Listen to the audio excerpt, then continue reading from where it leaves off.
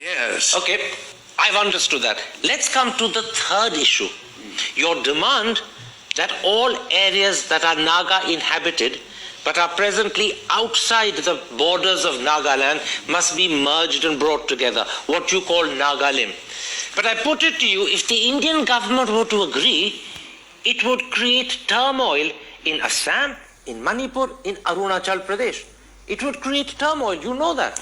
But you know, from that perspective, you cannot argue with us. Why? Because our history, our land are clear. The history is clear.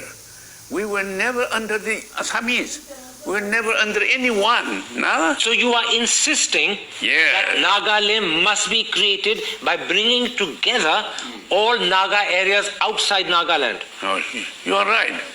Who divided us? By the Nagas ourselves? No. No. So you insist on this? By the British. So, but you insist that all Naga areas must be brought together. Yes, you respect our right. No? Nagas will have to have their land, their right. No?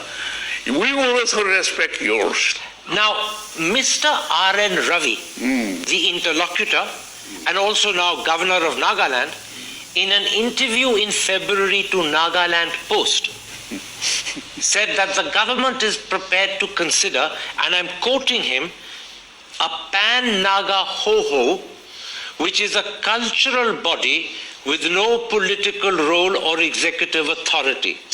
Secondly, he said, the government would consider Naga regional territorial councils for Naga inhabited areas of Manipur and Arunachal. And these territorial councils would be part of the 6th schedule of the Indian Constitution. Is that acceptable to you? That is in transitional period, step by step to reach the final goal, final settlement. Now, we have to try to take steps. So these are the steps in the transitional period. You're saying a very important thing, and in saying it, you are echoing what you said to me in an interview for the BBC program Hard Talk India in 2005, i.e. 15 years ago. In 2005, you said, you insist on Nagalim, the government must agree in principle, but you're prepared to give them time for implementation. Today you're saying, the proposals made by Mr. Ravi in that interview to Nagaland Post as a transition, as a first step are okay, but it is only a transitional measure. Eventually, there has to be Nagalim bringing all Naga areas together. You are right. Because we cannot leave behind other Naga areas. We cannot. No? You know, Nagas happen to be now in some part of Assam, no? By themselves, of their own accord? No. Tell me this, when you say to Mr. Ravi that these proposals are acceptable only as a transitional step, only as a way of getting to the final goal, what is his reply? What does he say to you?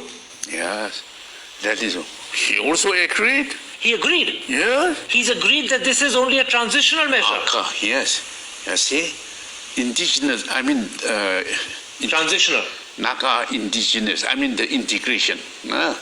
All Nagas are this is the history, is this. And so this must be cleared. But you're saying an important thing. You're saying Mr. Ravi, the interlocutor, has accepted that these proposals, a pan-Naga ho-ho, the Naga regional territorial councils, are only a transitional step. He's accepted that. Well, you know, why? Because the actual condition, conditions still, we are facing, cannot be totally ignored. We have to admit the actual condition. Okay, now let us understand together then. So your position is the same as it was in 2005 when I interviewed you for the BBC program Hard Talk India. You're saying the government must accept in principle the creation of Nagaland, but we are prepared to give them time to implement it, and now you're saying they can even implement it in transitional stages. That is your position. You know, that is how we have understood each other. So, now,听着，competencies which you got to.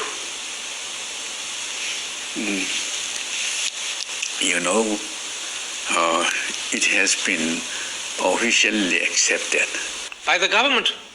by Mr. Ravi. Yes. So Mr. Ravi has accepted that this is only a transitional step. No. Let me tell you this. Integration.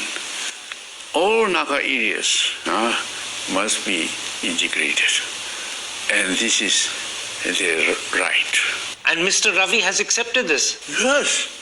You're sure? Sure. Okay.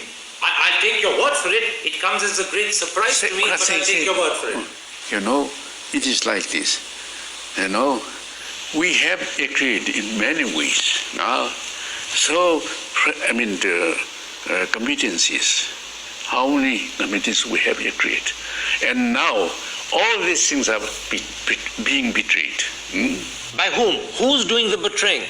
You. Ravi. Ravi is the one betraying. That is why we said, well, these are the understanding we have made. We have agreed. Let's talk about Ravi. We've already talked about three big issues where you have differences with the Indian government. Flag and constitution was the first, sovereignty is the second, the third is this issue of Nagaland. Let's now come to Ravi. He's lost your trust and you have asked for him to be removed. Can you explain why? What has gone